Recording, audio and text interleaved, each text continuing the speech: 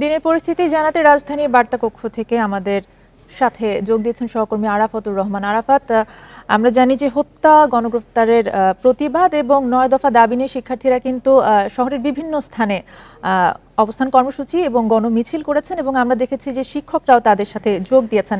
আপনি সারাদিন মাঠে ছিলেন, কি অবস্থা দেখেছেন এবং তারা তাদের পরবর্তী কর্মসূচি নিয়ে কিছু জানিয়েছেন কিনা? প্রিয় নাম্বার সেট করে বিকাশে সেন্ড মানি করুন ফ্রি।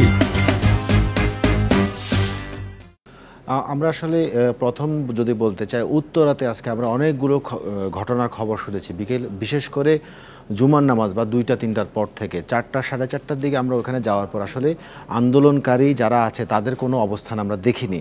কিন্তু আমরা ওইখানে সাধারণ মানুষ এবং বিভিন্ন সামাজিক যোগাযোগ মাধ্যমে ছবি বা সাধারণ মানুষের সাথে কথা বলে যেটা জেনেছি যে উত্তরাতে মনসুর আলী মেডিকেল কলেজের সামনে যেখানে এসবির একটি ট্রেনিং সেন্টার রয়েছে, সেইখানে সামনে কিছু সংঘর্ষ হয়েছে এবং সেইখানে আওয়ামী লীগ সমর্থিত যারা আছেন এরকম কিছু সদস্য এবং আন্দোলনকারীদের ভিতরে একটা সংঘর্ষের খবর আমরা পেয়েছি এবং সেইখানে আমরা বারবারই শুনতে পাচ্ছিলাম যে গুলি বা টিয়ার সেল বা এই ধরনের ঘটনা ঘটেছে। কিন্তু পুলিশের সাথে, অর্থাৎ পুলিশের ওসি এবং এডিসি লেভেলের কর্মকর্তার সাথে আমাদের কথা বলার সুযোগ হয়েছে। ওনারা সাউন্ড গ্রেনেড এবং টিয়ার সেলের কথা স্বীকার করেছেন। কিন্তু আমরা মনসুর আলী মেডিকেল কলেজের সামনে মূল সড়কে রাবার বুলেট দেখেছি, লাল কালারের রাবার বুলেট আমরা দেখেছি, অন্তত 5টি আমরা নিজেরা গুনতে পেরেছি।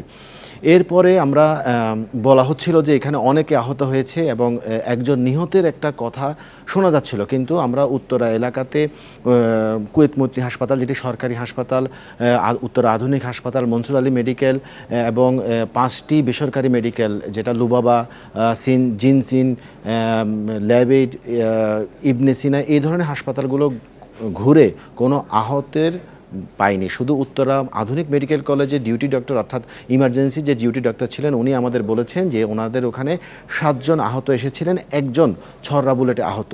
তো আমরা সেই 7 জন কিন্তু খুব কম আহত ছিলেন, সেই কারণে ওনারা প্রাথমিক চিকিৎসা নিয়ে চলে গেছেন।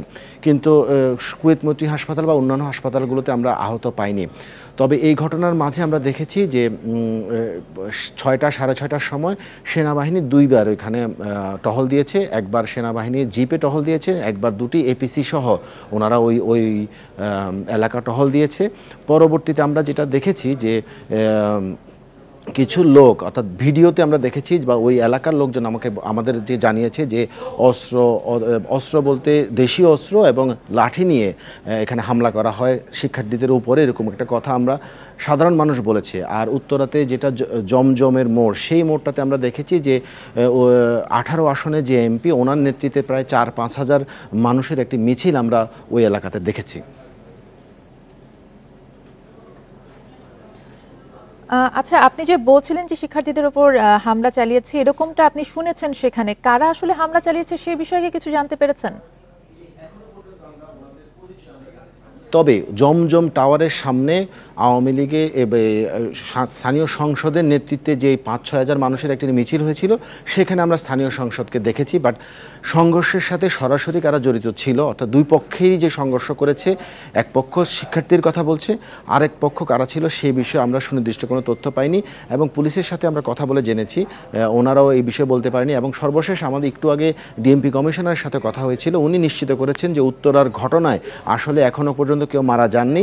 একজন যিনি আহত হয়েছেন, চোখে আঘাত পেয়েছেন, এই বিষয়টা উনি স্বীকার করেছেন, কিন্তু কেউ মারা গেছেন উত্তরার ঘটনায় এখনও পর্যন্ত ডিএমপির পক্ষ থেকে DMP commissioner, DC Uttara, ADC Uttara এবং উত্তরা পশ্চিম থানার যে ওসি, ওনারা কেউ স্বীকার করেননি।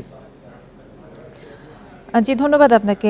বার্তা কক্ষ থেকে জানাচ্ছিলেন আরাফাতুর রহমান।